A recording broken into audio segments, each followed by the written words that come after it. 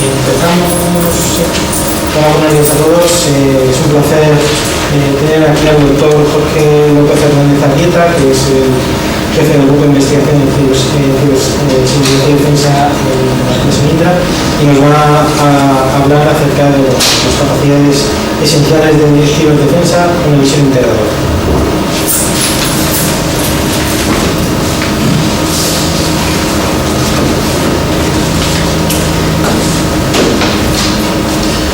Sí, se me ve. Sí.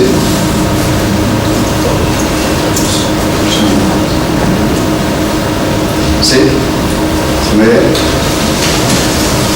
Bueno, se me ve bien porque estamos en una sala pequeña, pero vamos para de cara al sistema multimedia. Bueno, pues en primer lugar, muchas gracias a la Universidad Complutense de Madrid y en particular al grupo del profesor Javier García por la invitación. La verdad es que para mí es siempre un placer, ¿no?, poder compartir ideas con grupos de corte más académico, ¿no? Quizá por la función que tengo dentro de Indra, pues es algo más que necesario. Entonces, bueno, al final, me dijeron que tendría entre 1 y 2 horas para la charla, intentaré echar más bien 1 hora que no 2 para que no sea muy pesado para todo el mundo. Y también el propósito de dejarlo un tiempo, ¿no?, para comentar, discutir, intercambiar ideas, que también me interesa mucho la visión de la gente que está aquí presente. La charla, como, las transcripciones están en inglés, pero obviamente la voy a dar en español, tiene un propósito de aportar una visión integral, una visión amplia de lo que en nuestra opinión creemos que tienen que ser las capacidades necesarias para desplegar por un país en materia de ciberdefensa. Por tanto, no es una charla donde yo vaya a profundizar en aspectos muy técnicos, en un área muy específica. Sin embargo, sí que creo que puede ser valiosa y puede ser interesante para todos vosotros tener esta visión holística, ¿no? También entiendo que no todos se dedican a ciberdefensa, a ciberseguridad, que tenéis diferentes áreas de investigación más o menos enfocadas. Por tanto, yo creo que esto espero que aporte algo de valor, ¿no? Yo en particular, como ya me han introducido antes, soy el jefe del grupo de investigación. Mis funciones básicamente son coordinar y liderar toda la estrategia de investigación en ciberseguridad y ciberdefensa dentro de la compañía. Para ello cuento con un grupo de ingenieros y más de investigadores, pero el propósito fundamental de esto es el desarrollo de una tecnología y unos productos, ¿no? Entonces tenemos muchísimo a colaborar con universidades, grupos como el vuestro, para esa parte más de conocimiento básico, ¿no? Luego nosotros ponerlo en valor en soluciones y servicios. La presentación, pues son 4 puntos fundamentalmente. Primero, permitidme que diga 4 palabras sobre Indra. Supongo que la gran mayoría de vosotros nos conoce, pero sí me gustaría dar ese enfoque desde la perspectiva de innovación, que creo que también es interesante. Después voy a introducir una serie de características, propiedades que vemos que emergen del ciberespacio, entendido como al final todo el conjunto de infraestructura, tecnología, procesos de información que ahí operan en ese ecosistema, y vamos a analizar muy brevemente cuál ha sido la evolución de los ataques, ¿no?, y la caracterización de los adversarios en las últimas décadas, para ver cuál es la situación al reto a que nos enfrentamos hoy en día. Vamos a ver en el segundo punto esas propiedades de los que llamamos ciberconflictos, ¿no? La presentación tiene un toque muy de defensa, muy de hablar de conflictos, seguridad nacional, pero al final se puede extrapolar, se puede generalizar a situaciones no solo de corte gubernamental o de defensa, sino también de corte privado, ¿no? Que cuando hable de ciberconflictos puede estar perfectamente hablando de un ciberataque a una empresa privada perfectamente.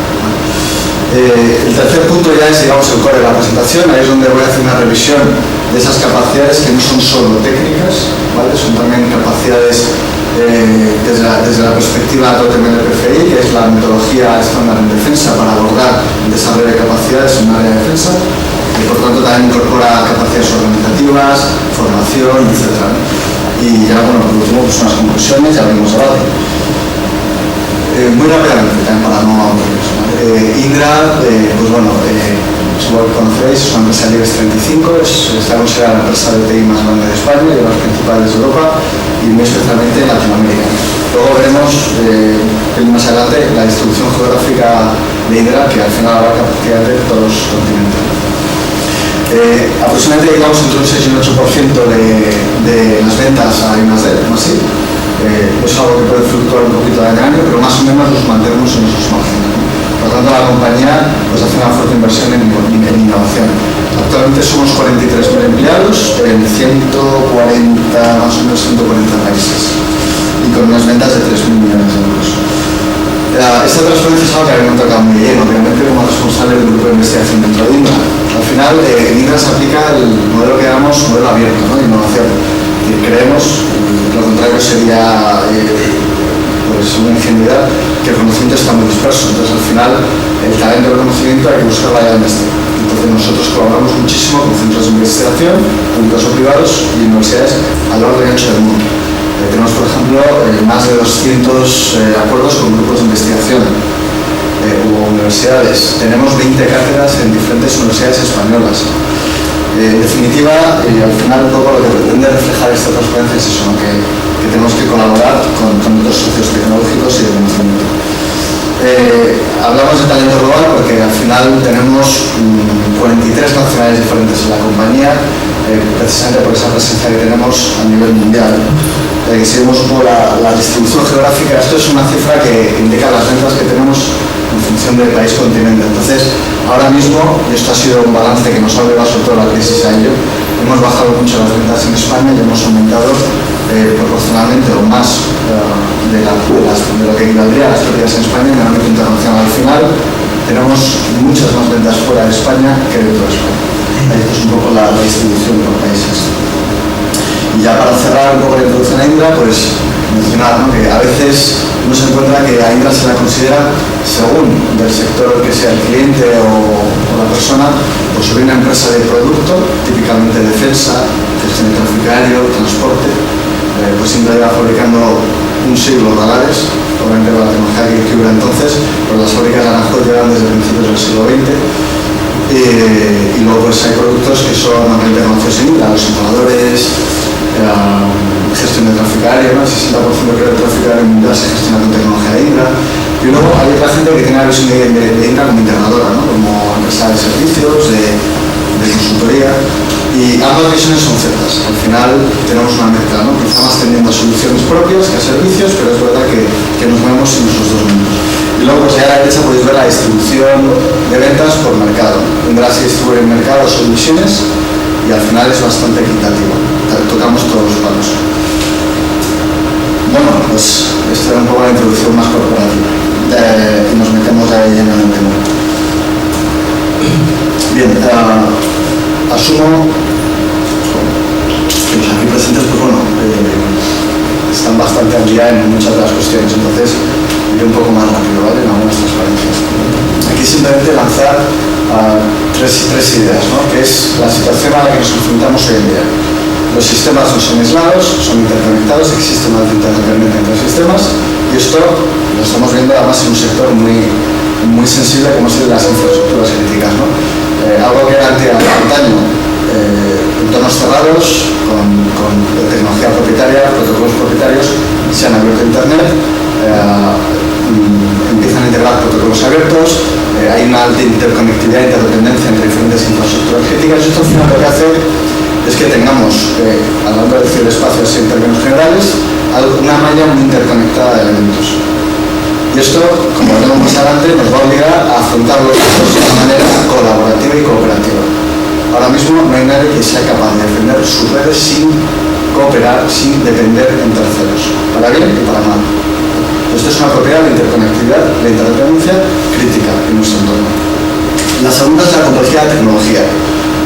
Todos los ingenieros sabemos el principio KISS, ¿no? No voy a decir a qué corresponden las siglas. El principio KISS es pues, hazlo lo más sencillo que puedas. Pues no hemos sido capaces de hacer la tecnología sencilla. Entonces cada vez tenemos tecnología más y más compleja, y no estoy hablando ya de cara a usuarios finales, ¿no? A usuarios domésticos, sino a integradores, a ingenieros que tienen que hacer una integración compleja a un sistema, se tienen que parar con mil cosas, ¿no? Y en Indra me temo que sabemos bastante. ¿Y esto qué provoca? Pues que tecnología que es por naturaleza imperfecta, porque la diseña y desarrolla el ser humano, además presenta alta complejidad, lo que hace que también se aumenten en errores. Esto veremos que provoca situaciones un poco deseables. Y en tercer lugar tenemos la evolución de las amenazas. Ahora lo veremos un pelín más en detalle. Las amenazas han evolucionado, se han adaptado a los nuevos tiempos y lo suelen hacer más rápido que nosotros, nosotros somos pues, un poco los que estamos al otro lado de la batalla. Y eso nos ha exigido también pues unos cambios organizativos y tecnológicos que me temo que no somos capaces de abordar ese cambio con esa velocidad. Bueno, si nos centráramos, y esta transferencia no pretende ser exhaustiva ni mucho menos, pero si cogemos de aquí y de allá, ¿no?, algunos de los ataques o incidentes de seguridad que han sido más relevantes en los últimos años, más notorios, más mediáticos, como lo queramos llamar, pues observamos pues, algunos hitos, ¿no? Por ejemplo, en 2007 se produce lo que se conozca, ¿no?, el primer ataque a un Estado, que fue el ataque a Estonia. Fue un conflicto más derivado de quitar una estatua de una plaza en Fontelín. Eso derivó en un conflicto que se supone que vino originado por los rusos, ¿no? Entonces es el primer ciberataque a un país, a nivel país, ¿vale? Básicamente tumbaron abajo la web de varios ministerios, también afectaron un poco al sector bancario. El impacto no es que fuera espectacular, pero obviamente fue un impacto con consecuencias económicas y sobre todo a muchos políticos, ¿no?, les hizo que pensar. Y a partir de entonces este hito ha hecho que se cambiara mucho la estrategia y la doctrina en materia de defensa. Luego veremos que ahora el ciberespacio está considerado como el quinto dominio de la guerra. Entonces, a raíz de este incidente, pues la OTAN crea el Centro de Excelencia en Ciberdefensa Cooperativa en Tallinn para dar servicio a OTAN y a países aliados en materia de ciberdefensa. Los países empezaron a agendar en sus estrategias en la ciberdefensa como algo crítico. Hoy en día los ciberataques están considerados una de las 10 principales amenazas en España y a nivel OTAN. En fin, al final estas cuestiones han hecho que los países se pongan las pilas, repito, demasiado tarde, pero no tarde que nunca, y esto nos ha obligado a las empresas también de la industria a desarrollar unas nuevas líneas de negocio y de trabajo que antes ni por eso no nos podemos imaginar. Otro hito importante, el ya muy manido Stuxnet, ¿no?, que se comenta en todas las conferencias, pero bueno, me temo que tenemos que seguir hablando de él porque fue el primer momento donde se vio un cambio de tendencia en cuanto a nivel de sofisticación en malware, ¿no? De hecho, yo creo que de aquí surge el concepto de ciudadano, ¿no?, algo muy sofisticado, muy dirigido, con propósitos de causar mucho daño. Entonces, Stuxnet estuvo orientado básicamente a ralentizar el programa de enriquecimiento de uranio en una central nuclear en Irán. Y funcionó. Se estima que más o menos les ha retrasado el programa en 2-3 años. Entonces, bueno, pues en una carrera, pues ahora ya la situación está un poco más amistosa con Irán, ¿no? Pero antaño pues supuso en el fondo un logro para quien fuera que estuviera detrás, ¿no? Se hablaba de Estados Unidos e Israel, pero bueno, en ciberseguridad la atribución de un ataque es algo bastante complejo. Pues otros hitos, bueno, 2011 fue un año muy activo en temas de APTs, amenazas persistentes cruzadas, aquellas que son de cierta complejidad, típicamente de alta complejidad, y que aunque pueden albergar diferentes propósitos, típicamente se usan para espionaje, exfiltración de datos sensibles, ¿no?, de una red gubernamental, o de un contratista de defensa, de una empresa estratégica para el país, o para la competencia, ¿vale? Entonces, 2011 es un año bastante marcado por la aparición de APTs. Y luego, pues nos podemos ir, bueno, en 2013 el PSMDMIS de la NSA, que no se puede considerar ciberataque como tal, pero bueno, de alguna manera es violación de privacidad de usuarios en ámbito ciber, ¿no? Entonces también, de alguna manera, a mí me gusta recogerlo. Y en 2014 tenemos cosas bastante interesantes de analizar, ¿no? Tenemos la que se ha considerado hasta la fecha como unas vulnerabilidades más graves en tecnología de información, el Heartbleed, vulnerabilidad de OpenSSL, en un plugin de OpenSSL, que básicamente permitía al atacante recuperar de 64 en 64 K regiones de memoria del servidor del cliente, ¿no? Haciendo una inyección de datos bastante sencillota. O sea, el ataque realmente no era complejo de llevar a cabo. Pero se dice que tiene un impacto espectacular a nivel mundial, porque de pronto pasaron a ser vulnerables, bueno, no es que pasen a ser vulnerables ya ahora, ¿no?, pero de pronto muchísimas empresas, miles y miles y miles de empresas y instituciones pasaron a ser conocedoras de esta vulnerabilidad, y el parche además tardó un poco en llegar. Entonces, básicamente te decían, si quieres estar seguro, desconéctate de internet. O sea, la solución un poco radical, ¿no? Pero se ha dicho que esta vulnerabilidad ha sido quizá la más grave en la historia. Careto, ¿no?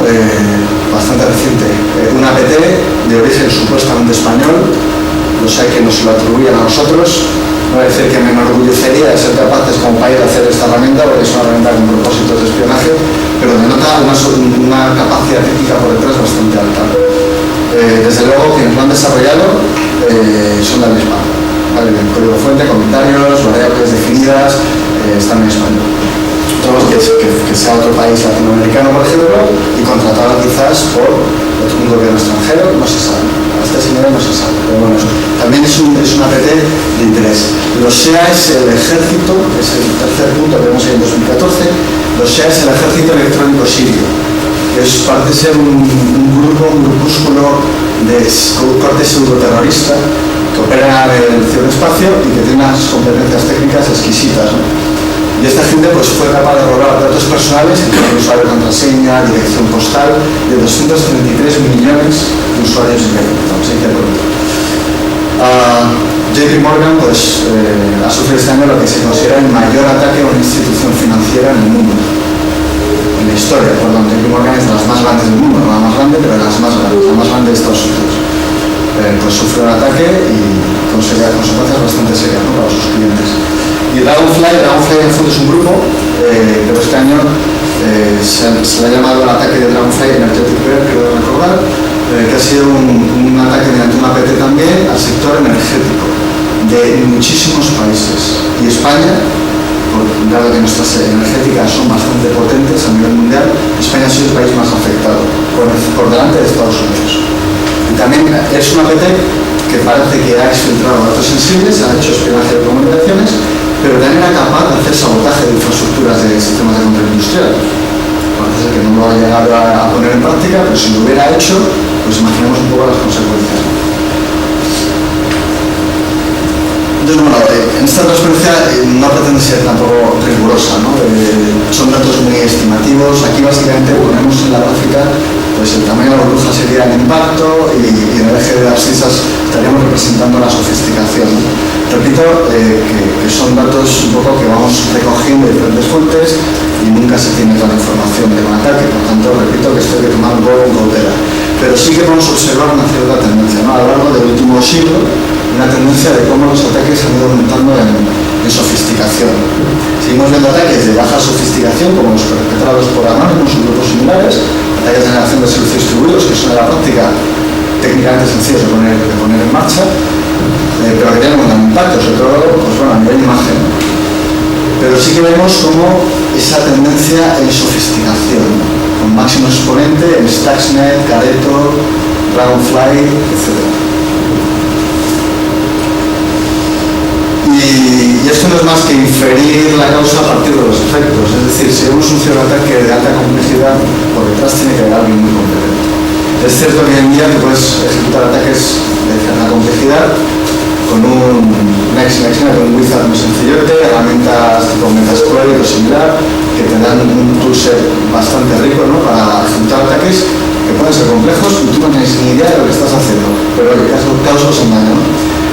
Pero alguien tiene que haber estado detrás de la creación de ese malware, de esa herramienta. Por tanto, cuando observamos ataques de complejidad, necesariamente tiene que haber un conocimiento técnico por detrás muy fuerte, de forma directa o indirecta. Entonces hemos visto una evolución de los perfiles de atacantes desde los propósitos de experimentación e investigación en los años 70, script kiddies, y ahora estamos observando un perfil que no había antes, que es cibercriminales, grupos terroristas especializados y gobiernos. Ya es Vox Populi, que además es oficial en algunos países, que se están creando cibercomandos, se están creando grupos especializados en los ejércitos, según el país con más o menos recursos, simplemente para ejecutar operaciones en el ciberespacio o dar apoyo a operaciones militares tradicionales vía ciberespacio. Lo veíamos pues un poco aquí, ¿no? Aquí en 2007 el ejército israelí, antes de atacar a Siria, deshabilitó los sistemas antiaéreos mediante un ciberataque. Es un ejemplo, pero que vemos varios.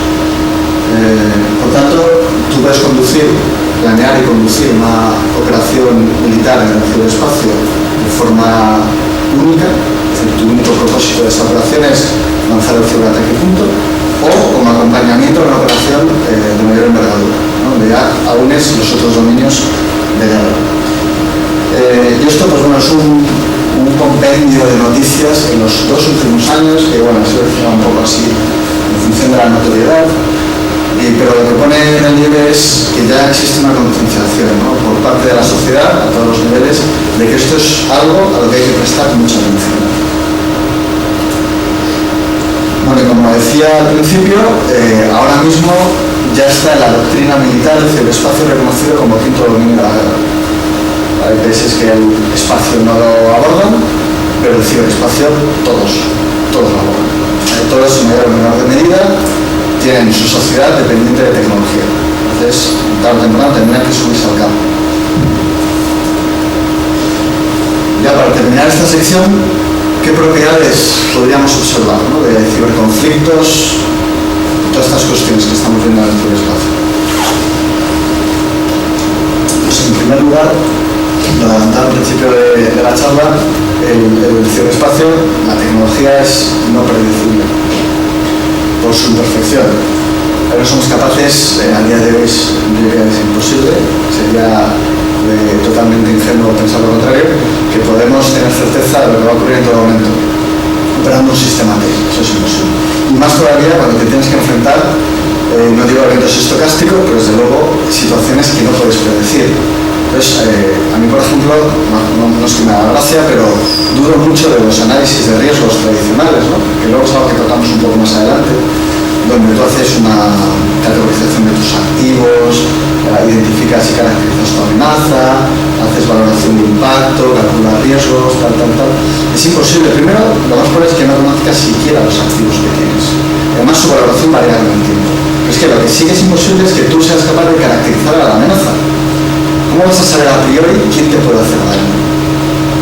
En otros entornos de inteligencia, como en el ámbito terrorista, pues las probabilidades son menores. Los grupos terroristas que operan son los que son, y bueno, el ámbito de inteligencia policial y militar en ese sentido está bastante madura. Pero es que en el mundo ciber pueden atacar desde cualquier punto del mundo, en cualquier momento, y con software que está evolucionando continuamente, un malware que está evolucionando continuamente.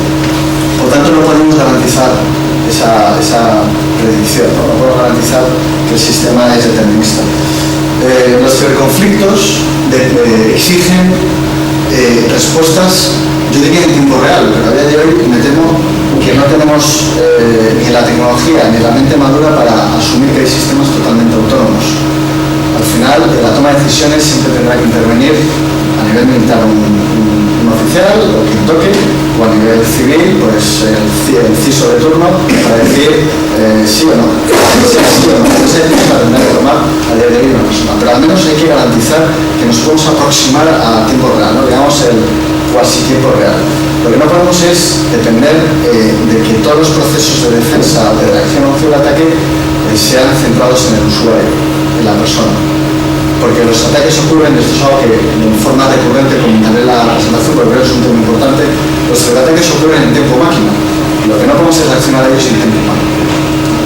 Entonces es otra propiedad que hay que tener muy en cuenta. Otra, las decisiones incorrectas pueden tener un alto impacto, ¿no?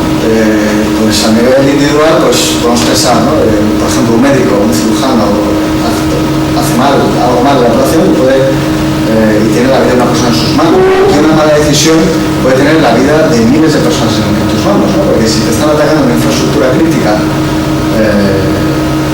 central nuclear, por ejemplo, pensemos Fukushima, ¿no?, el origen fue catástrofe natural, pero imaginemos un efecto similar causado por un ciberataque que afecta a las zonas de control industrial internas de la central nuclear, provoca fugas. Es decir, podemos tener un impacto en el país tremendo y todo derivado de malas decisiones y no tener las competencias necesarias para hacer frente a las amenazas. Por tanto, dado que nuestra sociedad depende en gran medida de la tecnología para prácticamente todo, hay que ser conscientes del impacto que puede tener una mala gestión de una crisis en el mundo ciber. Después, la gestión de información a nivel masivo, ¿no? El password que ahora está en boga, ¿no? Big Data, pues sí, Big Data. Habrá que contemplar tecnología capaz de gestionar cantidades ingentes de datos que se están produciendo continuamente en mis redes y fuera de ellas y que necesito fusionar e integrar. Luego, cuando hagamos un repaso de la parte de capacidades más técnicas, lanzaré alguna puntillita al respecto. La cooperación, ¿no? Ya lo he dicho también al principio, tú solo poco puedes hacer, necesitas cooperar sí o sí. ¿Qué ocurre? Que añadir cooperación a una toma de decisiones añade complejidad, es inherente, añade complejidad. Pues es otra cuestión a tener también en cuenta. Y por último, tenemos un adversario que juega un papel activo, no nos equivoquemos. Y si creemos que va a hacer una acción y yo reacciono, él reaccionará a su vez y entramos en un juego en el que, bueno, hay que ver quién es más listo. Entonces también esa otra variable que además no es predecible juega un papel activo. Y además, como decía, ¿no? La atribución es bastante complicada, la atribución de origen del ataque. Bueno, pues nos metemos ya en el core de la charla, ¿no? Vamos a hacer una revisión. Repito, cada capacidad no voy a entrar en profundidad, porque sería materialmente imposible. Además, yo tampoco tengo el conocimiento técnico en todas y cada una de las diferentes áreas, pero sí que me interesa aportar esa visión global. Partamos con una pequeña definición de qué entendemos por ciberdefensa. Ciberdefensa, en términos generales, se puede considerar como no solo tecnología, sino también procedimientos, aspectos organizativos, personal, etcétera, etcétera, orientada a proteger los activos TI de la organización frente a ciberataques. Es una definición bastante consensuada y bastante generalista. Si nos centramos en el mundo militar, observamos que a esa visión defensiva hay que añadir una componente ofensiva.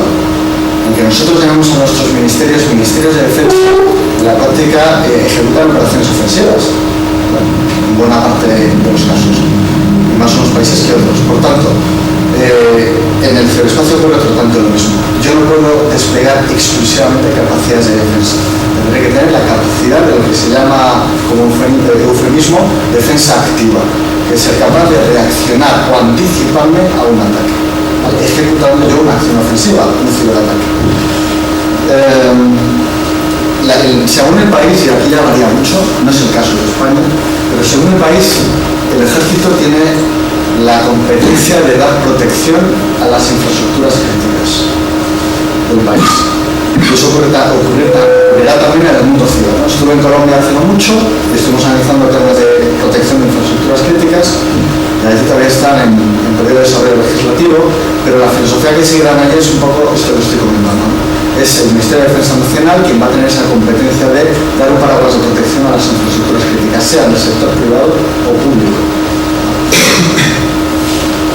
En términos prácticos, es un poco lo que vemos aquí. En términos prácticos, aquí sucede al contrario que en otros muchos ámbitos. En otros muchos ámbitos de la ingeniería y la tecnología, y me remito a años 40, 50, 60, el conocimiento avanzaba de la mano de los militares. Los militares eran quienes tenían el dinero y quienes tenían la necesidad urgente. Y esa tecnología desarrollada en el ámbito militar después ha tenido aplicación en sectores civiles. En el mundo de la ciberseguridad es totalmente al contrario. Los militares están nutriendo la tecnología que lleva años de probar la madurez en el sector civil.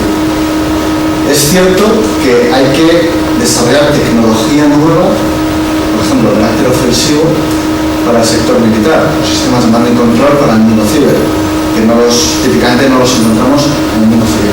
Pero en general vamos a decir que la tecnología que se usa en ciberdefensa en el ámbito militar es tecnología civil ampliamente probada. Bien, esto sería un poco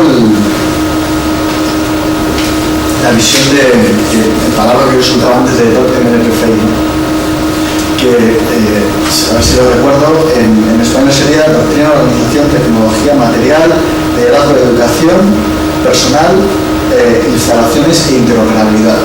¿Vale? Ese sería un poco el desglose del acrónimo. ¿Qué me está diciendo esto? Me está diciendo que cuando yo tengo que desarrollar una capacidad de un área, tengo que abordarla desde todas estas dimensiones, no solo tecnología, sino incorporando todo eso.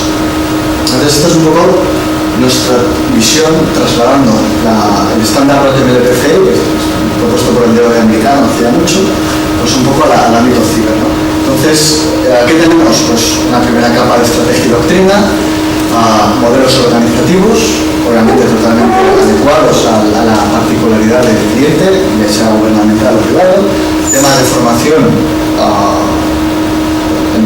formación y educación, podríamos decirlo, tecnología, conciencia situacional, y luego, orquestando todo eso, un concepto que ya está implantado en la OTAN, un proyecto que arrancó en 2012, que es el concepto de Centro de Ciberdefensa Nacional. En el caso OTAN no es nacional, es OTAN, ¿vale? Es un centro OTAN, pero que los países lo están trasladando al ámbito nacional.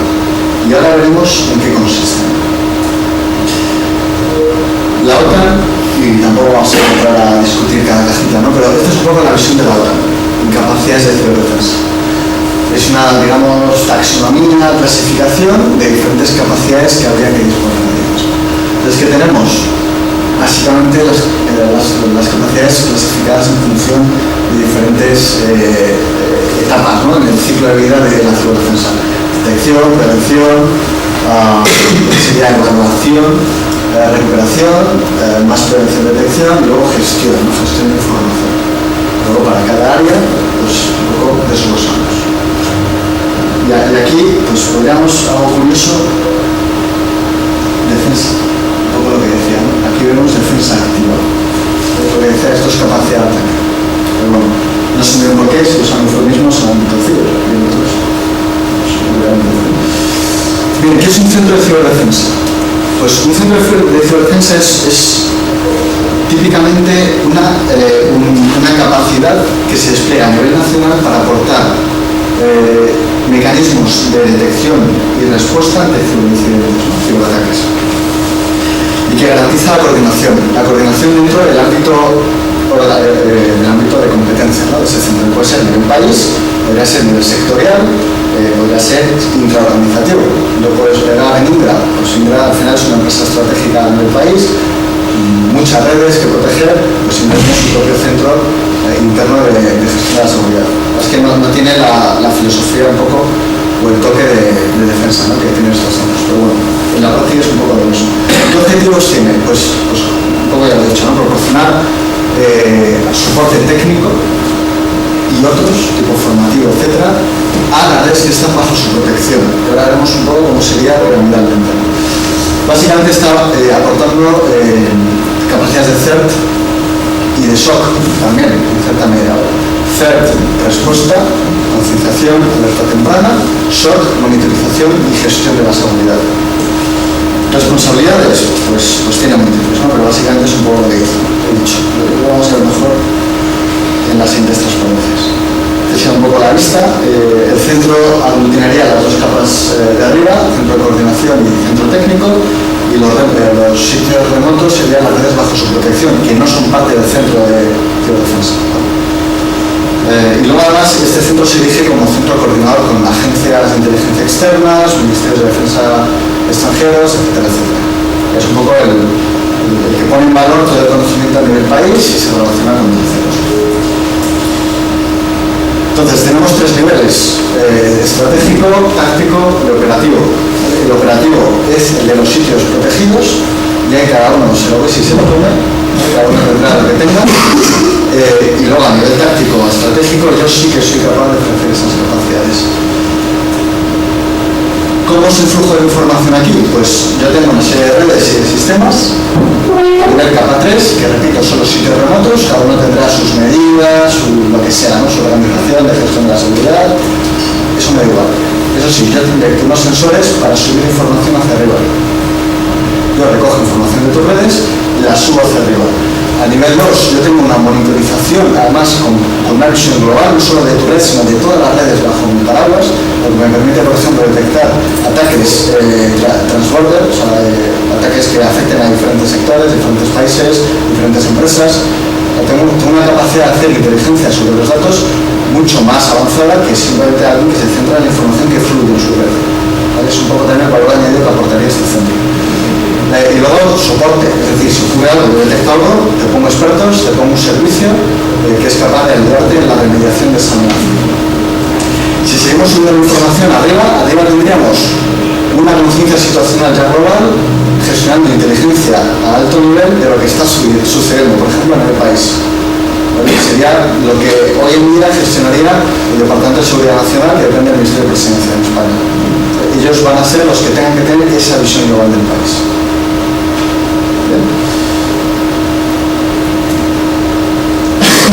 Bueno, no le he dicho la presentación como es relativamente larga, cualquier duda casi mejor que en el momento, porque luego eso se os olvida.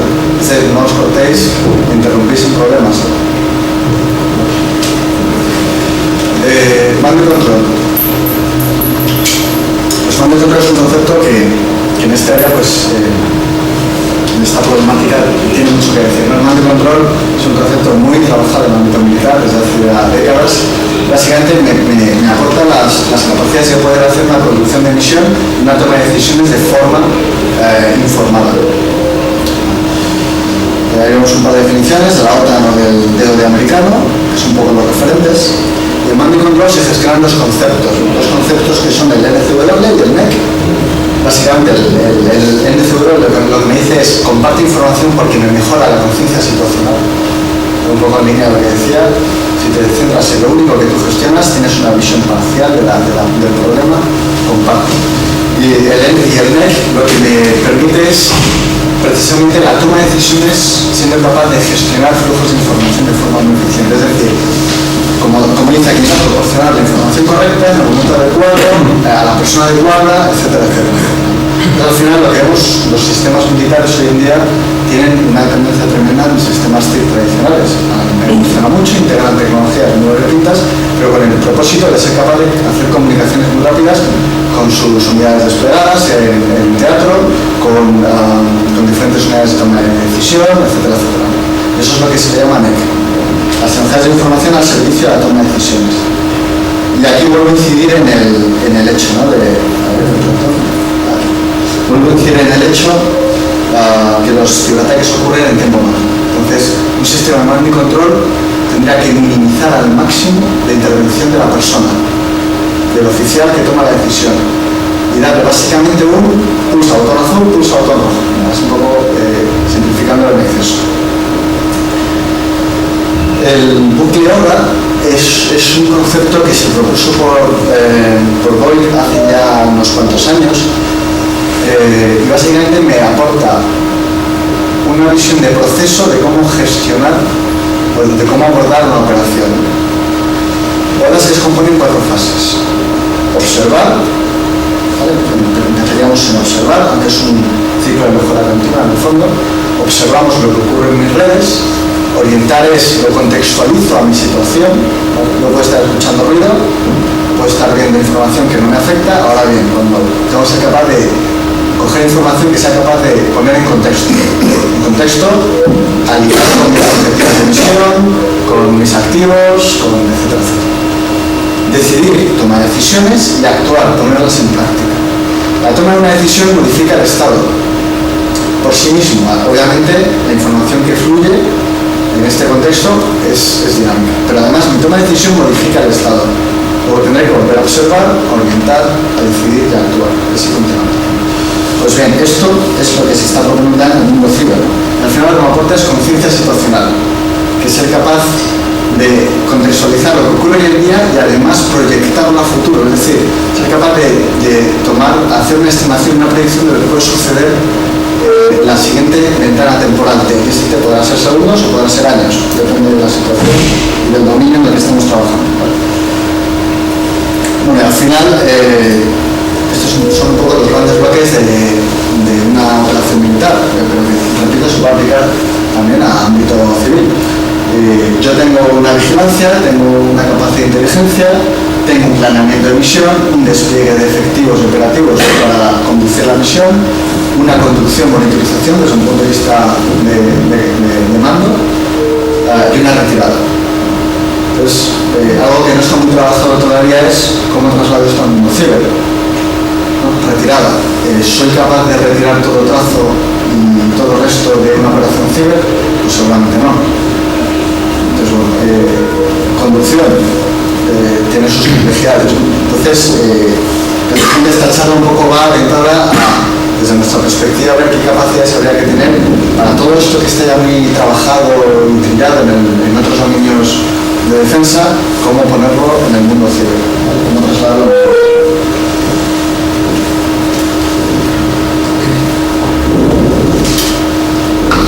Aquí nos meteríamos un poco en capacidades más técnicas. Esto es una arquitectura, podríamos llamar funcional, siendo un poco menudos conmigo mismo, pero al final lo que pretende mostrar son, de forma diferenciada, las capacidades que hay que desplegar, que habría que tener. Esto es un test de ciberdefensa. Hay muchas cuestiones que aquí no aparecen, por ejemplo, cuestiones de garantía de la información, o seguridad de la información, pues no sé, temas normativos, esas cuestiones aquí no las reflejamos. Esto es más en operación, concepto de ciberdefensa.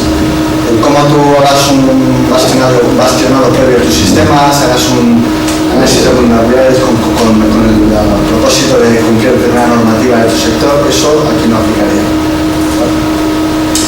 Entonces vamos a ir un poco una a una, ¿no? Pero unas pequeñas palabras referente a la imagen. ¿Qué tendríamos aquí? Pues primero tenemos que ser capaces, además para satisfacer el bucle ahora, tenemos que ser capaces de observar. Y para observar necesito sensores en mi red. En mi red y en todas las redes que están bajo mi protección. ¿Y qué sensores tenemos? Pues tenemos desde la propia información de la red a nivel topológico, tenemos IDS, IPS, información de firewalling, logs que recolectan diferentes dispositivos, los FPCs, ¿no? Inspectores profundos de paquetes a nivel de red, OVAs o OFAs a nivel para vulnerabilidad, pues análisis de vulnerabilidad o forense online. En fin, hay una serie de sensores, blacklists, información UCN, que no es más que un concentrador de información que viene a otros con un poco de inteligencia, puede ser también un aporte de información que yo puedo integrar a más alto nivel. Al final tengo muchos sensores en mi red, necesito muchos sensores en mi red, ver todo lo que pueda ver. Yo eso lo tengo que consolidar, es lo que llamamos CSIR, ¿no? Lo vemos por aquí. El CSIR sería un repositorio, base de datos, luego la implementación sería como fuere, ¿no? Pero al final tengo que ser capaz de concentrar toda esa información para poder hacer correlaciones, poder buscar algo que me interese. Y no es trivial, porque estamos hablando de un big data, ¿vale? Coge todo lo que puedas. De hecho, podríamos sustituir esto por un único sensor que es dame todo lo que pasa por mi campo, ¿vale? Y todo lo que acontezca en los diferentes equipos que tengo en mi red. Eso sería el escenario ideal. Yo creo que a día de hoy, a nivel en el mundo ciber, en business intelligence, en otras áreas, quizás sí, pero para el mundo ciber estamos todavía madurando algoritmos y tecnología y afinando las cuestiones para ver cosas de valor, no un big data. Pero bueno, ¿qué más tendríamos? Estos serían repositorios, digámoslo así, fuentes de datos internas, ¿no? A la organización, pero luego hay mucha información por ahí fuera que me es de valor y que necesito. Repositorios tipo CV, MIC, CWE, CAPEC, del MITRE, ¿no? Repositorios que me aportan información sobre vulnerabilidades públicas, patrones de vulnerabilidad, patrones de malware, MIC, patrones de ataque, CAPEC. En fin, hay una cantidad ingente que además se está estandarizando a marchas forzadas de información de ciberseguridad que está en repositorios externos y que si yo integro en un repositorio puedo hacer un matching pues bastante interesante. Después, me estoy centrando un poco lo de fuera, ¿vale? Porque luego nos metemos en cada cajita. Y probablemente más o menos rápido, ¿vale? Tampoco vamos a entrar en demasiado detalle. También, como decía, ¿no? Compartir es vivir en el mundo ciber. Tengo que compartir información, por eso hemos pintado una especie de middleware, aparte de compartición de información, ese rectángulo que rodea todo. Porque al final necesito compartir todo lo que aquí gestiono, de alguna manera lo tendré que compartir con terceros, pero tampoco libremente. Hay muchos problemas abiertos, es un campo de investigación muy interesante, que nosotros en concreto en Indra estamos abordando. La compartición de información de ciberseguridad presenta muchos retos, porque ni puedes cerrar el canutos ni lo puedes abrir del todo. Hay que ser capaz de gestionar el riesgo de compartir información. Luego lanzaré un mensaje al respecto. Pero al final tienes también terceras entidades con las que compartir información. Y luego obviamente otras fuentes públicas o privadas, ¿no? Y aquí yo ya, pues bueno, como es un tema muy polémico, tampoco quiero dar opiniones personales, simplemente mencionar que hay muchos gobiernos que están cogiendo datos que no son públicos y con eso hacen inteligencias. Entonces, a veces también podría haber clientes que te pidieran, oye, dame tecnología para leer de aquí. Pero oiga, usted aquí no puede leer, deme usted tecnología para leer de aquí. ¿Vale? Entonces, fuentes privadas de información también puede ser una fuente muy relevante para todos estos procesos. Bueno, pues vamos un poco volando a alto nivel sobre las diferentes capacidades, ¿no? El COP es un poco lo que visualizaría el que orquesta todo este sistema, ¿vale? Sería el general de turno, o el decision maker, ¿no? Que tiene que tomar decisiones. El COP lo que me ofrece es la visión global de lo que está sucediendo ahí abajo, pero no solo desde el plano ciber. Aquí también puedo hacer, imagínate una operación donde estoy combinando tierra-aire con operación de apoyo ciber, ¿no? El COP me integraría la conciencia situacional, la visión de mis tropas desplegadas en terreno, unidades, etcétera, etcétera, con la parte ciber, la mía y la del enemigo, en función de la inteligencia que haya sido capaz de recabar. Esto me permitiría, pues, oye, es que veo que ese radar tiene tal tecnología y puede acceder a él a través de tal superficie de ataque. Si anulo ese radar, consigo progresar en el terreno de esta otra manera. Es integrar la parte ciber con otros dominios tradicionales. ¿Vale? Dicho así parece sencillo, pero todavía no he visto sistemas capaces de hacerlo. Se está trabajando mucho en ello. ¿Y esto qué exige? Gestión de datos, refinamiento, entendimiento de los datos y proyección. ¿Vale? Es un poco lo que decíamos de conciencia situacional. Aparte de coger mucha información, le tengo que dar un sentido. Le tengo que dar un sentido en mi contexto y para mi propósito de misión. Bien, bueno, aquí vemos abajo la definición que dio en su ley allá por el 95, ¿vale? De conciencia situacional. Es un poco lo que decía. No solo entender lo que ocurre ahora, sino ser capaz de proyectar el futuro.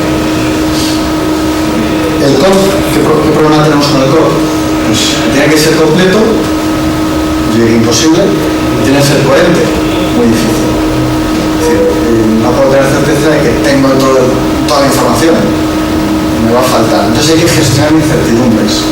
Es capaz de gestionar una foto que sea incompleta, pero con la suficiente información para identificar el perro en el jardín, ¿no? Puede faltar una oreja, pero estoy viendo al perro en su conjunto. Pues un poco es lo mismo. Y esto como lo resolvemos con tecnología de fusión de datos, lo que tenemos ahí. Al final, el COP, un COP preciso y completo, o todo lo completo que pueda, me permite tomar decisiones adecuadas, establecer un curso de acción que se llama el curso de acción adecuado en todo momento. El CIA se podría considerar como un subcomponente del COP. El COP me da la visión global integrando varios dominios. El CIA se centra en los aspectos de seguridad. Entonces, en CIA distinguimos dos cuestiones, ¿no? Lo mencionamos aquí, VSA y VA.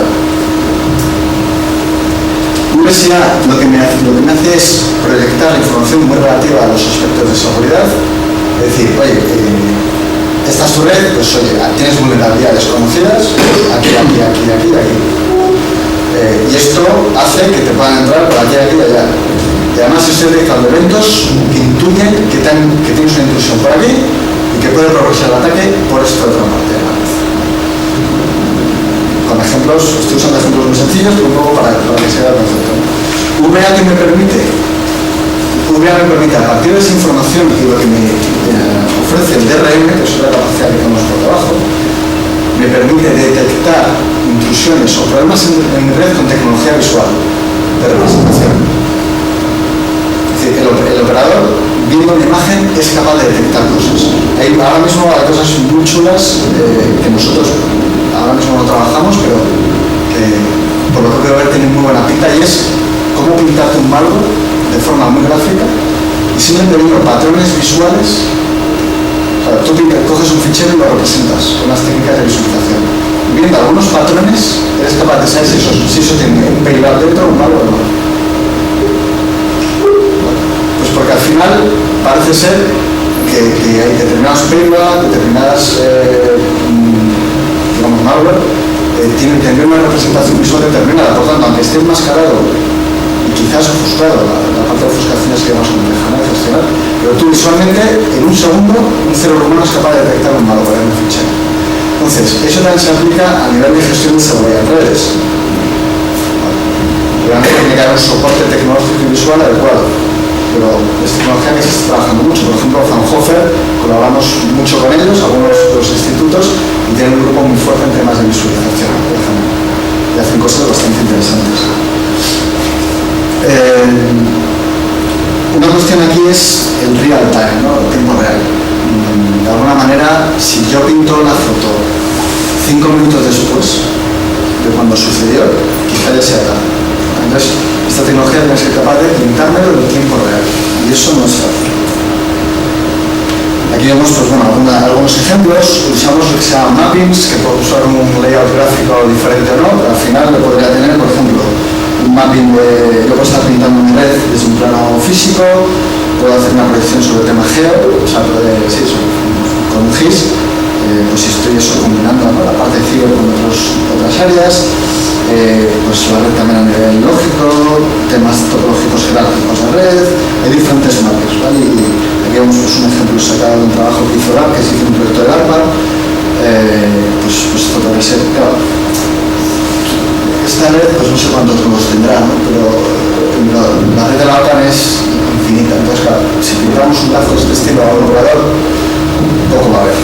Entonces, repito que es complejo visualmente ser capaz de sintetizar la información sin perder valor, ¿vale? Y que la persona entienda lo que está viendo. Entonces, aquí pues bueno, se usan muchos temas de colores, agrupación de nodos, para poder hacer profundizaciones selectivas, etcétera, etcétera.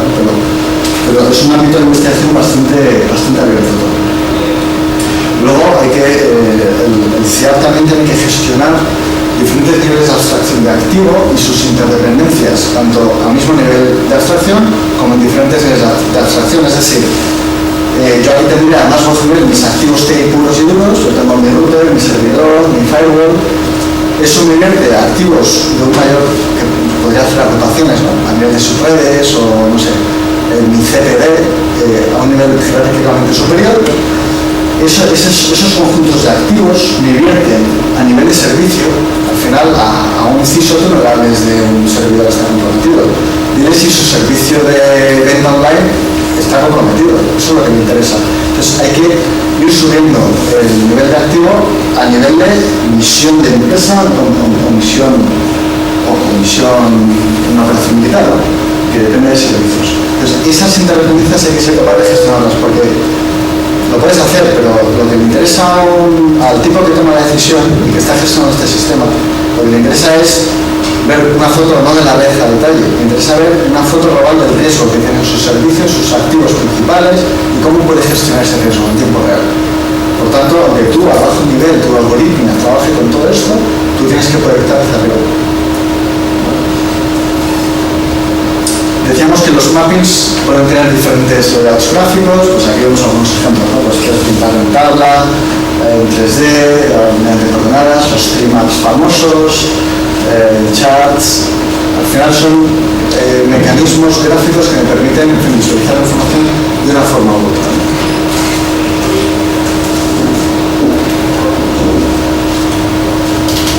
Luego, también decía, hay una cuestión ahora mismo que es en discusión, la OTAN ha hecho una propuesta, pero yo creo que se puede refinar un poco más, humildemente, ¿vale? Porque es verdad que bueno, es un ámbito un poco nuevo, ¿vale? El mundo ciber, tal. Claro, dicen, ¿cómo identifico yo? Porque esto en otros dominios lo tienen más que trillado, ¿no? Esto es un poco la nomenclatura, la simbología que ellos usan.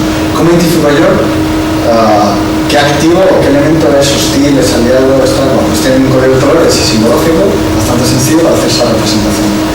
¿Qué ocurre? Que en el mundo ciber hay algunas cuestiones que varían, ¿no? Un activo es difícil que además en tiempo de operación, porque puede ocurrir, de hecho ocurre, ¿no?, pero es algo raro.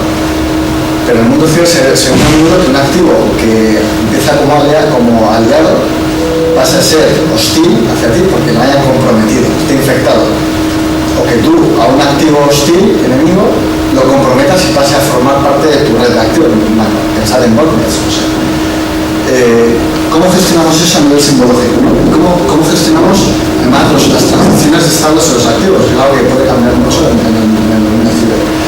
Pues bueno, esta es una propuesta, veis la referencia del documento, creo que no está clasificado, bueno, no debe estar si lo estoy poniendo aquí, donde hacemos un enriquecimiento de esa simbología, ¿no? Entonces ahí hacemos un poco un matching entre un estado relativo, si está en estado, digamos, normal, vulnerable, expuesto o comprometido. Tú puedes tener un activo vulnerable pero no estar expuesto. Imaginad que lo tienes totalmente desenchufado a la vez. Bueno, sí, sé que este servidor tiene un sistema operativo Windows no sé cuántitos que tiene tales vulnerabilidades, pero es que es imposible llegar a nivel físico. Pues es vulnerable pero no está expuesto. Esa es un poco la diferenciación. Y luego, por el otro lado, tendríamos categorización como amigo, desconocido o hostil, ¿no? Enemigo. Pero aquí faltarían quizá unos estados, ¿no? Un elemento hostil, que aquí no está representado, yo aquí lo completaría, por ejemplo, con un elemento hostil que es vulnerable o mejor aún que está expuesto y me podría montar estratégicamente una operación para comprometerlo y beneficiarme de ello. Bueno, pues esto sería un poco la parte de COP y CIAP, ¿no? Que trabaja los aspectos visuales. Bajamos un poco un nivel y nos metemos en gestión de riesgos, que además creo que es algo bastante de interés, ¿no? en alguno de vosotros. La gestión de riesgos, la gestión dinámica de riesgos. Lo que llamamos DRM sería gestión de REA, el assessment, el análisis de riesgos. Lo he mencionado antes, las metodologías de análisis y gestión de riesgos tradicionales, pues Margaret, Octave, Cram, y ahora que no nos escucha nadie, pues son bastante poco flexibles, son muy poco flexibles para pegar con el dinamismo de la tecnología y de las amenazas. Lo decía antes, tú coges tu red, haces ahí tu análisis concienzudos o de papel, usando herramientas de apoyo, me da igual. Bien, y tienes una foto. Tienes una foto que además seguramente es imprecisa, pero bueno, tienes una foto. Es que a los 5 minutos siguientes esa foto ya está caduca, ya no vale. ¿Por qué? Porque en cualquier punto de tu red se ha levantado un nuevo servicio, o se ha parado, o se ha incorporado un nuevo activo, porque la amenaza es constantemente cambiante, es dinámica. Entonces, tomas fotos cada X tiempo, típicamente una vez y no más, o cada año cuando va a venir el auditor a turno, y durante esa ventana de tiempo hay una ventana de oportunidad espectacular, ¿no? Para hacerte daño. Entonces, la gestión de riesgos tradicional no sirve. Sirve desde el momento en el que te exige un esfuerzo introspectivo de analizar cuál es tu situación y cómo puedes mejorar. Y hombre, eso siempre ayuda. Vale, no decir que sean totalmente inútiles, en absoluto. Aportan mucho desde esa perspectiva, pero no me pides que haga una gestión eficiente del riesgo de mi red con esas metodologías. Entonces, ¿qué abogamos? Por gestión dinámica. La gestión dinámica implica dos cuestiones: tiempo real y dinámica. ¿Vale? En dinámica incorporamos el tiempo real. El tiempo real es, como su nombre indica, integrar los cambios en tiempo real. El tiempo real puede ser menos de un segundo, ¿vale? Muy rápido. Y dinámico, que sea capaz de integrar cambios. Un poco van de la mano, pero no solo lo mismo.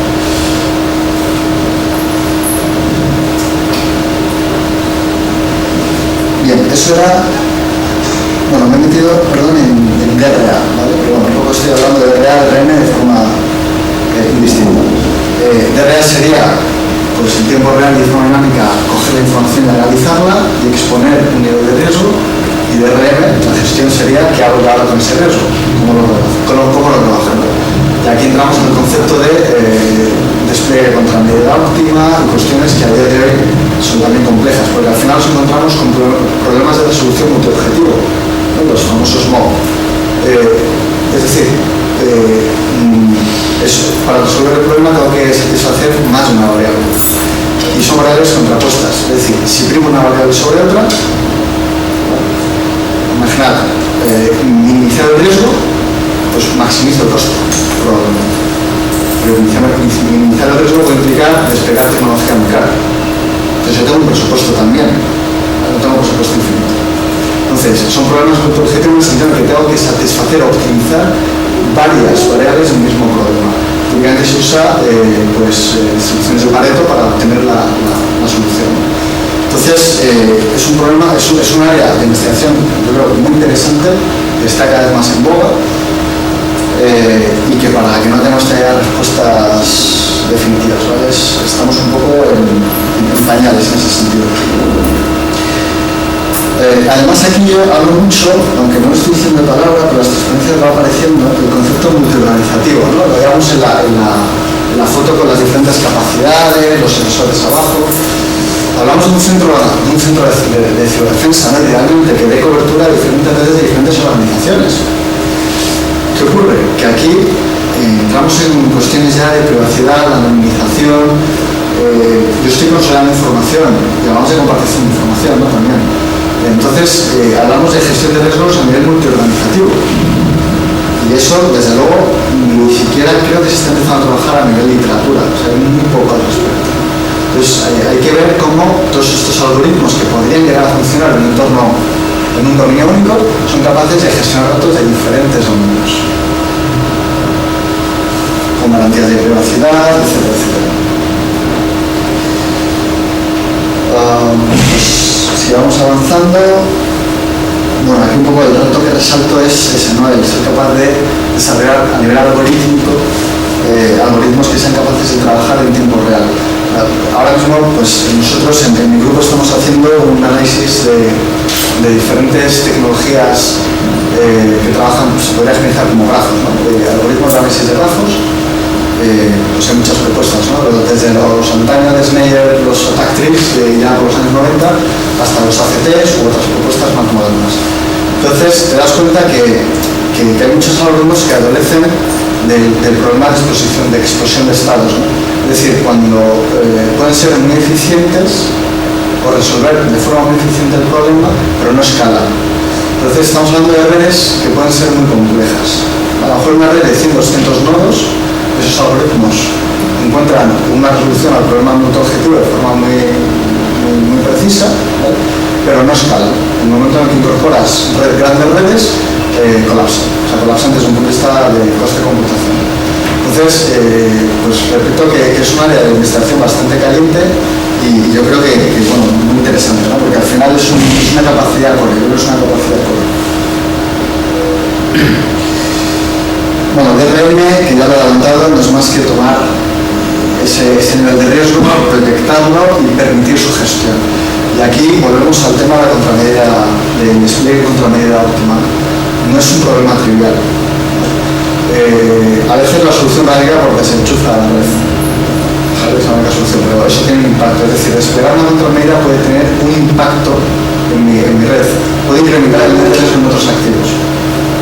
Entonces, tenemos que ser capaces de desarrollar sistemas que de manera muy sencilla al operador le diga, mira, este es tu nivel de riesgo, está por encima del umbral que tú aceptas, ¿vale? Tienes que reducir este gap. ¿Qué tienes a tu disposición?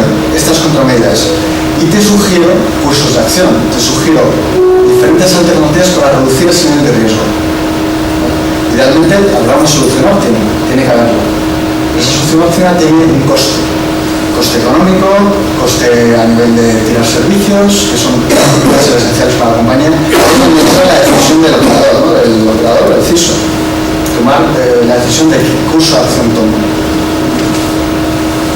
Por tanto, al final, lo que decía, no podemos trabajar a muy bajo nivel, a nivel de visualización. Tenemos que proyectar el riesgo y apoyar en la toma de decisiones, acercándonos mucho a nivel de negocio.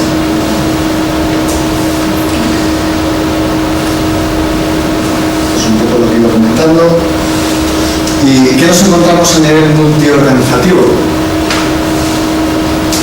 Bueno, a nivel multiorganizativo resulta, imaginar, es un ejemplo que gestiona a alto nivel la seguridad de diferentes redes, diferentes empresas, sectores, comunidades. Cada uno y cada empresa, llamámosle cada entidad, tiene sus objetivos de negocio, sus objetivos de misión. Que pueden ser, además, si son competidores entre sí, pues imaginemos, ¿no? Si yo primara un objetivo frente a otro, ¿no? Un objetivo de misión de una empresa o una entidad frente a otra. Que al final, cuando yo consolido y tengo que aportar una decisión, tengo que tomar una decisión, tengo que tener en cuenta que aquí otra vez más encuentro un problema multiobjetivo. Es decir, imaginad un ataque que se está propagando por diferentes redes con el impacto que sea, ¿vale? Comprometiendo una vulnerabilidad que es común a todas las entidades de un sector porque comparten tecnología. fabricantes historiadores vendiendo un producto a todos, ¿no? Entonces todas a la vez la misma vulnerabilidad. Pero supongamos que si yo freno el ataque en un punto, impido que este propague. Claro, ahí nos encontramos con lo que llamamos aquí razonamiento en búsqueda del bien de la mayoría. Yo perjudico a uno para favorecer a la mayoría. Claro, al que estoy perjudicando le gusta esa aproximación, pues seguramente no. Entonces, a nivel global, obtengo una solución óptima, pero a nivel particular estoy penalizando a uno frente al resto.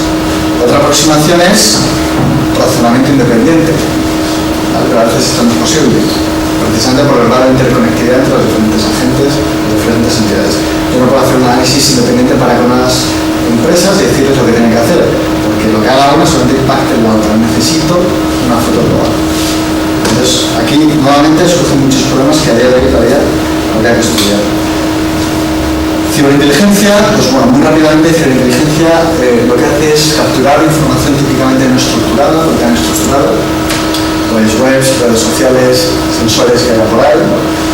Y sobre ellas hace una correlación, una integración y busca información que sea valor para mí.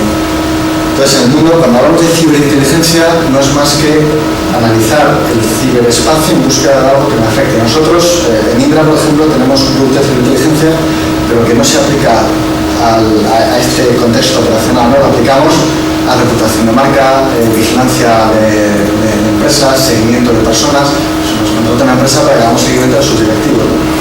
Siempre dentro de la legalidad, obviamente, ¿vale? Analizamos datos que son públicos. Y si analizamos datos privados, emails, por ejemplo, son siempre con el consentimiento de la empresa. Pero con toda esa información, empiezas a buscar, no sé, lo que os imagináis, ¿no? Puedes encontrar datos muy interesantes para el dominio ciber, por ejemplo.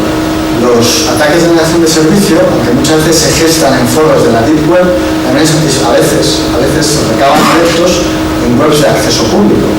Pues tú puedes detectar que se está montando un ataque contra tus sistemas, haciendo un análisis de lo que hay ahí fuera. Entonces, bueno, pues la ciberinteligencia no deja de ser una capacidad que nosotros integraríamos aquí.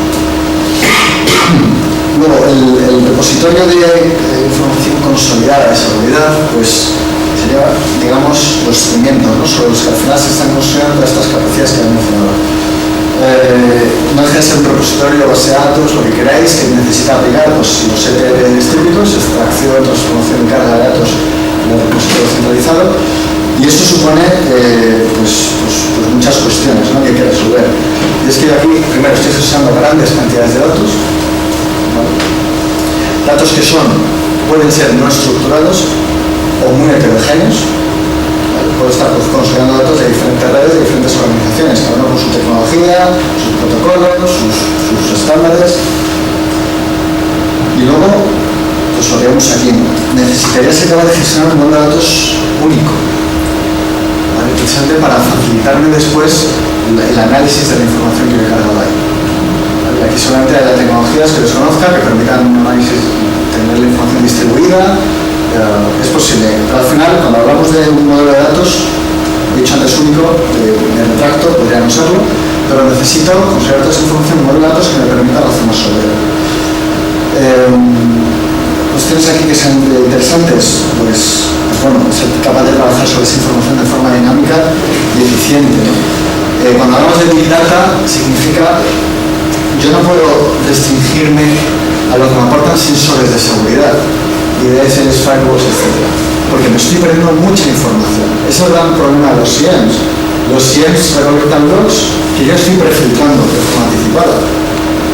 Porque además pues, hombre, si te vas a unos SIEMs de corte comercial y te gastas millones de euros, pues a lo mejor puedes montar una arquitectura jerárquica que te permita gestionar grandes volúmenes de datos. Pero en general hacen un prefiltrado, es decir, ya están prejuiciando lo que van a mirar.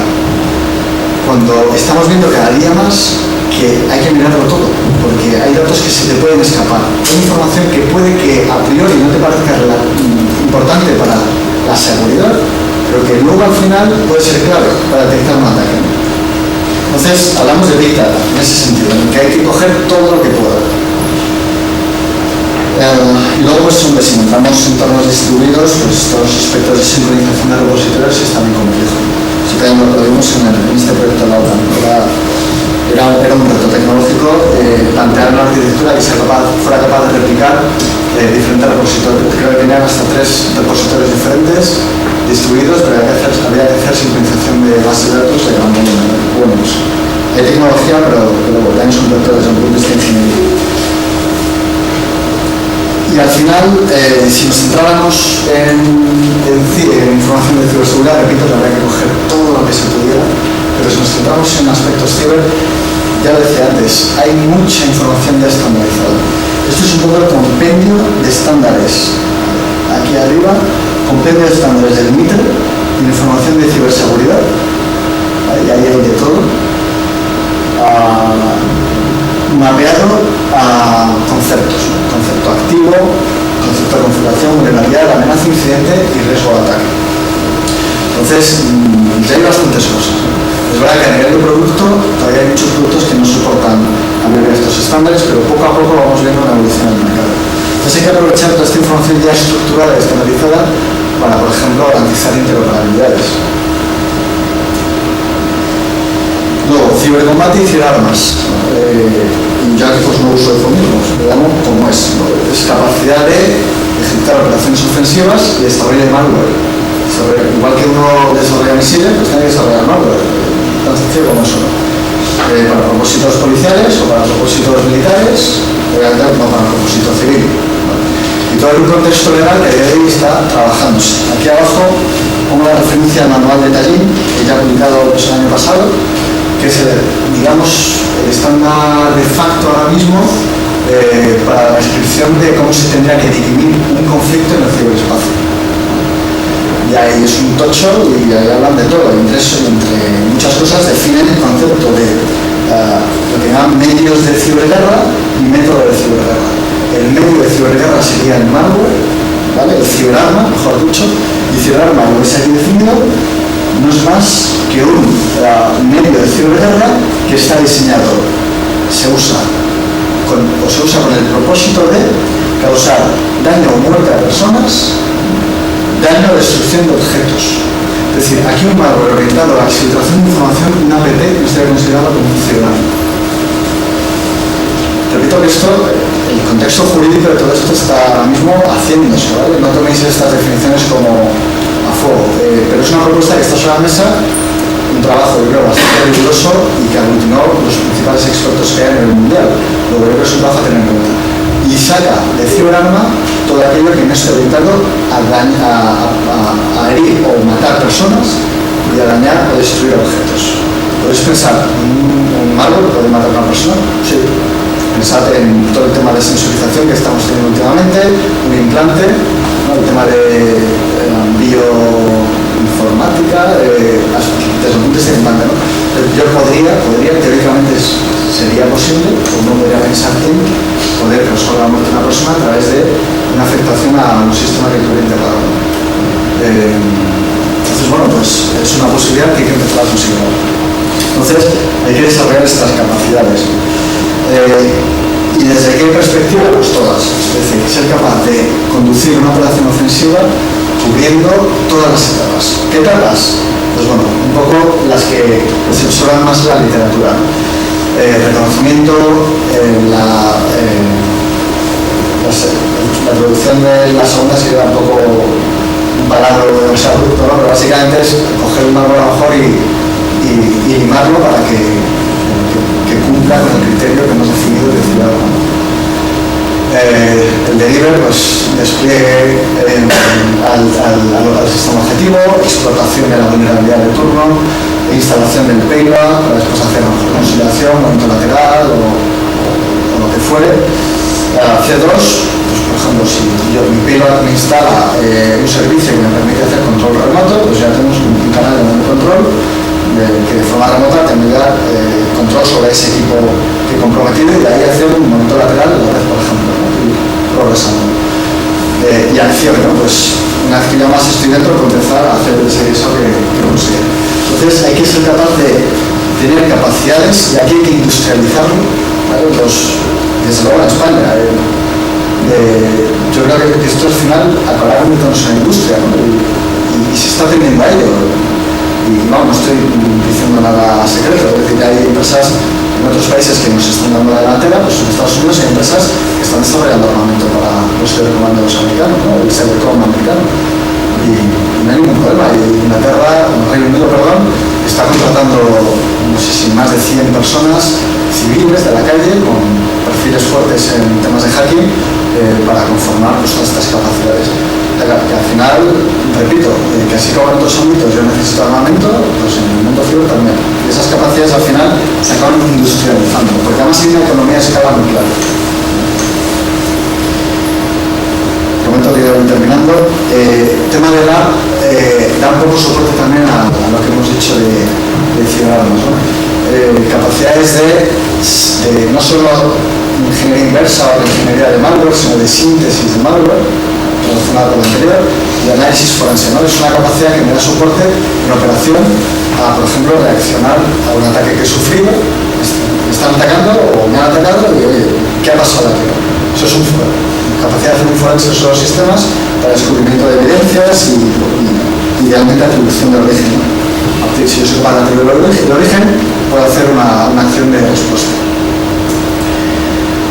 Luego, compartición de información, pues bueno, yo creo que he ido comentando, ¿no? A lo largo de la presentación, así que simplemente resaltar algunos aspectos, ¿no? Pues nuevamente, uno por sí solo no puede defenderse de forma eficaz. Por tanto, bueno, tenemos dos opciones: comportamiento terrorista, obvio la evidencia permite que tal cooperar sí o sí. ¿Qué ocurre? Al final tengo una foto parcial del problema y seguro que no voy a tener todas las capacidades para reaccionar ante los ataques a los que voy a tener que hacer frente. O la otra perspectiva, comparto. Pero es que compartir información no está libre de riesgos. Si yo, por muchos motivos, ¿vale? Si yo comparto libremente un ataque que he sufrido, primero voy a tener un impacto en mi imagen, ¿vale? Y segundo, yo no sé esa información a quién le va a llegar. Podría agravar mi situación, ¿vale? Si digo, oye, acabo de detectar que tal tecnología que yo tengo desplegada es vulnerable, ¿vale? Además he hecho un análisis de la vulnerabilidad y te estoy publicando además el posible exploit, podría explotar la vulnerabilidad, ¿no? Y eso lo comparto y eso se pierde el control, ¿no? Paso de estar vulnerable a estar expuesto. Y además en el mundo ciber el control del flujo de información es imposible. Yo comparto con Carlos toda la información, una vez que ha salido ya de mi dominio, ya no puedo garantizar quién lo tiene. Entonces, compartir también tiene un riesgo. Por tanto, necesitamos, y eso es algo que se está trabajando ahora a nivel muy bajo, a nivel algorítmico, todavía no hay sistemas desplegados maduros que lo permitan, necesitamos algoritmos que me permitan maximizar la compartición del riesgo a la vez que soy capaz de inferir el riesgo que incurro en compartir determinada pieza de información, ¿vale? Y en tiempo real, los algoritmos que funcionen en tiempo real.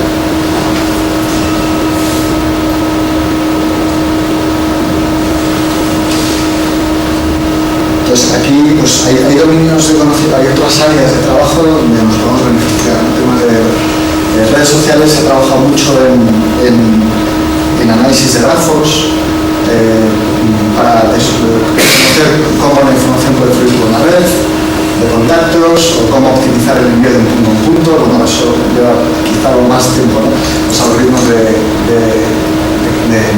análisis de caminos. Pero eso es algo que nosotros podemos aplicar a la teoría de compartición de información, porque al final estamos hablando de comunidades de compartición de información que se componen de nodos. Yo tengo una topología que lo más probable es que sea una malla, todos con todos, porque yo a lo mejor podría ser, pero es muy difícil que a nivel físico yo corte una comunicación entre dos entidades. Una vez que yo suelto la información, teóricamente podría dejar a cualquiera. Entonces, darle una topología de una comunidad de compartición de información, darle una pieza a compartir, algoritmos que me puedan decir en tiempo real el nivel de riesgo que incurra al compartirlo con determinada entidad. ¿Y ahí que intervienen? Pues intervienen cosas de grafos, intervienen cuestiones de trust y reputación, ¿vale? Aquí también nos tenemos que alimentar mucho de los trabajos que vengan del mundo de trust, porque al final el nivel de riesgo yo lo calcularé en función de la reputación y la confianza que tengan los diferentes peers de la red. yo creo que ya terminando la parte de educación y entrenamiento, y estando en un entorno universitario académico, me parecía que además era preciso comentarlo. Es necesario, y se está empezando a hacer, ¿no? Lo estamos empezando a ver, formar a la gente a nivel grado y a nivel posgrado en ciber. Porque en Indra, por ejemplo, nos cuesta horrores encontrar a determinados perfiles, y los necesitamos, los contrataríamos mañana y no los encontramos. Se dice que en Europa hacen falta 700.000 profesionales del sector TIC, 700.000. Realmente no todo maneja el mundo de la ciberseguridad, pero un porcentaje no desmedable seguro que sí. Entonces, el principal problema que tiene Europa, frente a otros países como Estados Unidos, donde se están tomando iniciativas de forma mucho más agresiva de atracción de talento, es que no solo no somos capaces de retener nuestro talento o importarlo, sino que es que no lo producimos. Entonces, pues aquí yo lanzo un poco el mensaje, ¿no? Aprovechando que estamos aquí, para un poco trasladar desde la perspectiva de la industria esa necesidad, ¿no? Estaríamos encantados de ver en los grados de informática, teleco, etcétera, asignaturas obligatorias de ciberseguridad. Porque luego ya en la industria ya nos encargaremos de dar esa formación adicional o más especializada, ¿no? Pero no podemos soportar curvas de aprendizaje muy largas, inversiones muy fuertes al principio, porque tenemos necesidades muy crecientes. Entonces hace falta un poco trabajar en ese sentido, no solo a nivel de grado, sino también en la creación de másteres, ¿no? Porque cada vez vamos viendo más. Hemos creado un máster nosotros que lanzamos este año, y honestamente espero que sea uno de muchos, porque no vamos a dar abasto para cubrir toda la demanda que hay. Y ya terminamos con una de las conclusiones, y ya haremos debate si os queda energía, porque yo creo que eso es otra chapa de cuidado. Concluyendo, yo creo que me gustaría trasladar como ideas de cierre la gravedad del asunto, que es verdad que muchas veces desde incluso la propia industria o los medios de comunicación se agrava más todavía, ¿no? Parece que en cualquier momento puede pasar una jungla de cristal 4 y los países se ven abajo. Teóricamente sería posible, pero la verdad es que no ocurre. Y si no ocurre, yo creo que no es porque no hay alguien que no quiera que pase, es porque al final la cosa tampoco es tan fácil, ¿vale? Tan fácil para los atacantes. Entonces, dicho esto, tampoco vamos a olvidar la situación actual. No es una situación seria, donde estamos muy desprotegidos, donde con muy poca inversión un adversario puede causar mucho daño, y un daño que ya es a nivel de país. En esta charla pues voy a intentar un poco revisar, sin profundizar, ¿vale? Y me habré dejado muchas cosas en el tintero, capacidades que creemos de áreas de trabajo, intentamos resaltar algún reto que hay todavía pendiente, capacidades en el ámbito de ciberdefensa, ¿no? Y sobre todo una visión de país, más de país. Pero esto, repito, es trasladable a nivel también individual, ¿no? Cada organización. Y nada, pues también incidir que no solo hace falta investigar e innovar en tecnología, sino también, como digo aquí abajo, en personas, sobre todo en personas. Entonces necesitamos impulsar la formación. Pues muchas gracias de verdad por vuestra atención, y nada, me quedo a vuestra disposición. ¿Tenéis alguna pregunta? Sí, es que tienen demasiadas. Tengo un par de ellas, que me han sido bastante peliagudas. La primera tiene que ver con tu visión, digamos, como experto en el área, por la nueva iniciativa de desconocimiento de seguridad, y cómo lo ves un poco, digamos, como experto en seguridad. Si crees que está bien enfocado, quizás habría que alguna cosa que implementar para diseñar. ¿Te refieres como a la estrategia nacional? Sí, de ciberseguridad. Creemos que ha llegado un poco tarde, pero que está bien orientada. Pero por un motivo muy sencillo, porque está bien trabajada, se han incorporado las ideas de todos los sectores, digamos, principales afectados, y porque está alineada la estrategia europea, que se publicó pues, año y pico antes, ¿no? Casi 2 años antes. Creo que fue simplemente frente de casi 2 años. Entonces, ya se había trabajado en ella, pero se espera un poco la aplicación de la europea para hacer los refinamientos necesarios. Entonces, efectivamente, muchas de las ideas y los mensajes que yo he trasladado aquí están recogidos en la estrategia, ¿no?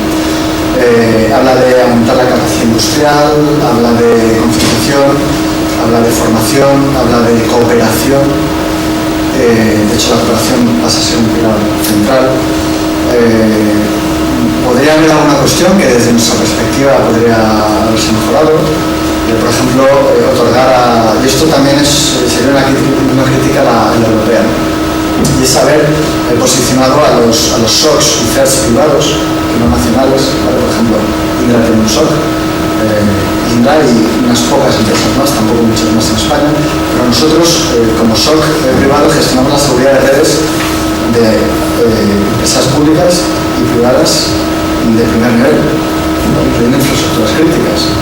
Entonces, yo hubiera dado mayor relevancia a los SOCs privados en la estrategia, como otro elemento más sobre el que se orquesta toda la parte cooperativa.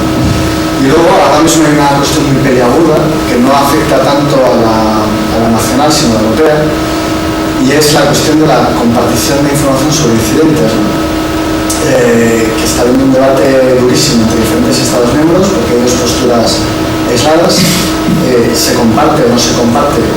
O sea, se comparte para determinados sectores en determinadas condiciones, o una postura pues mucho más de no, eso es criterio nacional, no tengo por qué compartir información que pueda ser relevante a mis sectores críticos. Entonces, nuestra visión ahí es un poco lo que está diciendo. Hay que compartir, lo que es que hay que compartir con garantías. Aquí hablamos, en la estrategia básicamente se establecen puntos de contacto nacional, autoridades nacionales, que son un poco la interfaz con otros Estados miembros. Y a nivel nacional, tú ya haces la gestión que consideres, ¿no? De cómo compartes y con quién. El problema radica en obligar a este a compartir con otros. Entonces, hombre, al final, aquí no estamos en la situación peliaguda, ¿no? De compartición de información de coaliciones dinámicas, donde la confianza a priori no es conocida o puede ser baja. Hablamos de que compartes o no con el gobierno de al lado, y se supone que estamos en Europa. Entonces, ¿qué ocurre? Que hay países que no se fían de la gestión que dan de la información a esos otros. Aquí hay una cuestión, y permite que ya me expanda y te diga este último, porque creo que es interesante. Los países más avanzados en esta materia, y no voy a apuntar a nadie, no quieren compartir con otros países que en esta materia están más desasistidos, ¿no? Porque dicen, es que si yo te comparto esta información, a saber cómo la gestionar, no me fío de ello. Es que precisamente es ese país el que es más vulnerable y que necesita recabar más información. Entonces, yo sé que es una cuestión más política que otra cosa, ¿no? Pero si tuviera que poner una pega a las estrategias que hay en nuestro curso, a la nacional o a la europea, quizás sería esa, utilizar mejor la parte de combate. Y la segunda pregunta también parte con quizás un poco el punto de vista ético a ciberarmas y compartir información, porque quizás en el mercado de la guerra, en la tradicional, el mercado digamos está más controlado, pero mantener información privada en el caso de la ciberguerra tiene un impacto real en los usuarios de la tecnología. Entonces no sé, quizás o si puedes aportar algo más seguramente este estudio, aparte del punto de vista digamos económico de impacto, si quizás este tipo de estrategias no las tenía que organizar o se tenía que decidir, o estos POCs deberían ser a nivel nacional o digamos no dejado en manos de sectores o empresas, no sé si... No, la pregunta es interesante, y la verdad es que sí, que hay muchas cuestiones que no están resueltas. De hecho, el desarrollo de la industria armamentística para ciber está iniciándose. Una cosa es que una industria tenga la capacidad de desarrollar un ciberarma, y otra cosa es que la pueda usar. O sea, es como si tú fabricas munición y te dedicas a reactivos. Son dos cuestiones diferentes. Quien tiene la potestad de ejecutar una operación ofensiva o de defensa del país es quien es el gobierno, el Ministerio de Defensa del Reino. Por tanto, a nivel de ciberarma, una cosa es que la industria fabrique y otra cosa es quién la usa y cómo la usa. O sea, si tú lanzas un misil, los efectos son claros y es muy difícil que no se vean. Tú sí puedes lanzar un ciberarma o un troyano sin propósitos de daño y aquí nadie se ha enterado y que nadie lo puede atribuir. De hecho, es que lo estamos viendo ahora. Cuando se habla de, parece que China, y esto me podría llevar algunas transparencias, parece que China está filtrando información durante años de contratistas de defensa americanos. Siempre hay que hipotetizar aquí, ¿no? Porque no hay una atribución fehaciente. Pero es que los gobiernos ya están haciendo espionaje. Entonces, seguramente no sea el funcionario de todo un chino que ha desarrollado el malware, la PT, lo habrá contratado. Y que nadie lo pueda atribuir. De hecho, es que lo estamos viendo ahora. Cuando se habla de, parece que China está filtrando información durante años de contratistas de defensa americanos.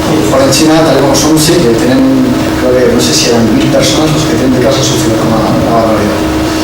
Lo que quiero decir es que una cuestión es el desarrollo de tecnología, que al final, aquí yo no voy a decir la típica frase de lo importante es el uso y no tal, no puedes usar bien, no, un ciudadano tiene propósito de que no puedes usar bien, o sea, siempre va a ser para que lo usen. Pero otra cuestión es quién puede usar ese ciudadano. Luego el tema de COP, es una capacidad más de toda la gama de capacidades que he mencionado y eso ya es, eso no está directamente relacionado con aspectos ofensivos, eso es simplemente pintarte la conciencia situacional y eso lo tenemos todas las empresas a nivel interno y eso es algo más que necesario. O sea, esa cuestión no hay diferenciación entre el sector público y privado, es como que tiene sus sistemas de monitorización de intrusos vallados, etcétera, pues a nivel civil exactamente.